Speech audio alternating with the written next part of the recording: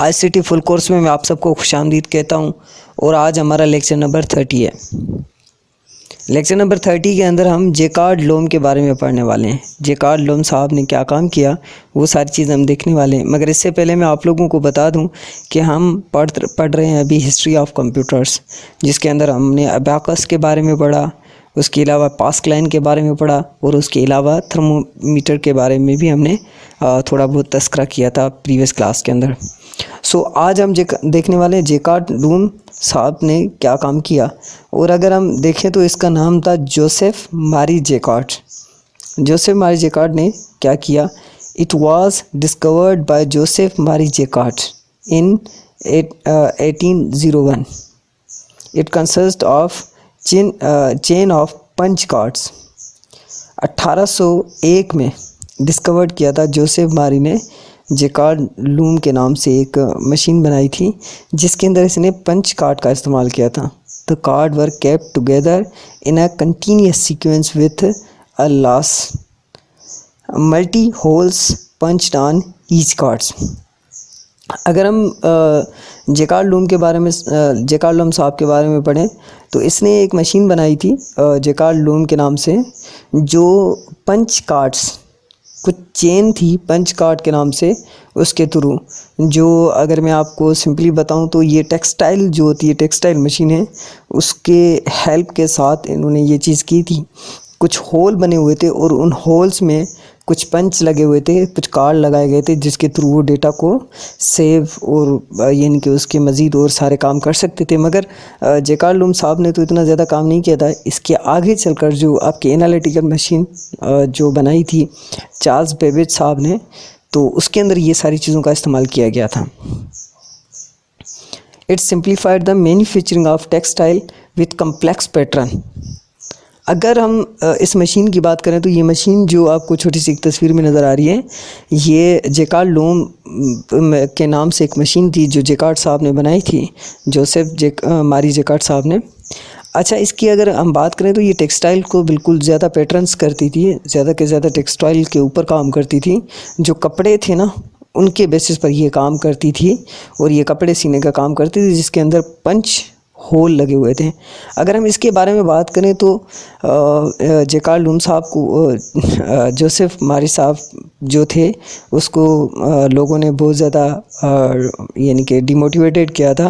और मैं भी और जहाँ तक थोड़ी बहुत सर्चिंग की है तो इससे ये पता चला है कि जोसेफ साहब को लोगों ने हाथापाई भी की थी और उन्होंने कुछ यानी कि इज़ा वगैरह भी दिए थे उसको, क्योंकि पहले जो लोग थे वो हाथ से अपना काम करते थे, यानी कि जो कपड़े सिलने का है या कंप्यूटराइज्ड काम नहीं होता था। तो ये कंप्यूटराइज्ड जैसे ही काम बना तो उनको ये अच्छा नहीं लगा और उन्होंने जेकार्ड साहब के ऊपर हमला भी किया था और जेकार्ड साहब बड़ी मुश्किल से वहाँ पर बचे थे।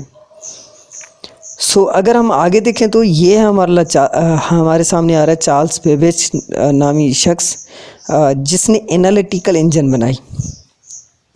एनालिटिकल इंजन 19th सेंचुरी में बनी, यानी कि अभी 2000 चल रहा है, तो ये 19th सेंचुरी के अंदर it was developed by Charles Babbage in 19th century. This machine could perform any calculation set before it. इसके अंदर यानी कि सारी की सारी क्वालिटी रखी गई। चार्ल्स बेबेज जो फादर ऑफ कंप्यूटर भी जाना जाता है, जिसने पंच कार्ड की हेल्प से भी ये सारे काम किए थे। The 4 component present in this machine, in this engine form important part of the modern day computer also. आज के जो कंप्यूटर्स के अंदर 4 चीज़ें जो बहुत ज़्यादा इस्तेमाल होती हैं आज के कंप्यूटर्स के अंदर, ये सारी की सारी चीज़ें इसके अंदर रखी गई। यानी कि अगर चार्ल्स बेबेज के फ्रेम को देखा जाए, जो एनालिटिकल मशीन थी, जाहिर सी बात है ये तो हाथ से चलाई जाती थी, मगर इतनी ज़्यादा एडवांस्ड थी कि इसके अंदर आज के कंप्यूटर को भी रिप्रेजेंट किया जाता है और इसलिए कहा जाता है कि Charles Babbage the father of computer. और इसके बारे में अगर हम थोड़ी सी और मज़ीद मालूमात के बारे में अगर सोचें तो ये ऐसा शख्स था जिसका दिमाग जो आइंस्टाइन था, उसके बाद अगर सबसे ज़्यादा दिमाग चला है तो इस बंदे का चला है। कुछ मैंने थोड़ा बहुत पढ़ा है बम इस वक्त, उसके बारे में आपको बता रहा हूँ। लिहाजा इतनी ज़्यादा तो मुझे भी नहीं पता, मैंने भी कहीं से रिसर्चिंग की है तो उससे मुझे ये पता चला है। चलो हम आगे बढ़ते हैं। The engine consist of input, storage, process and output devices.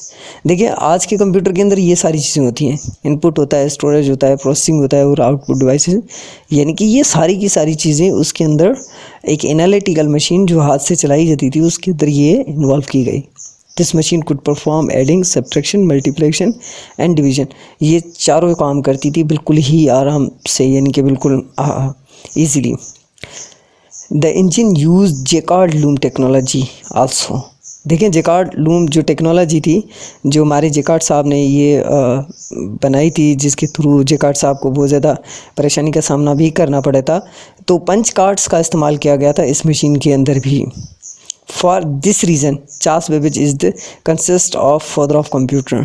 Charles Babbage की जो मशीन थी बड़ी ज़बरदस्त मशीन थी, और इसलिए ही क्योंकि आज देखिए आज की मशीन में स्टोरेज, प्रोसेसिंग, इनपुट आउटपुट होता है, तो आज भी ये सारी चीज़ें इस्तेमाल होती हैं, और ये सारे आइडियाज़ चार्ल्स बेबेज साहब ने दिए थे, इसलिए चार्ल्स बेबेज साहब को जो है फादर ऑफ कंप्यूटर भी कहा जाता है।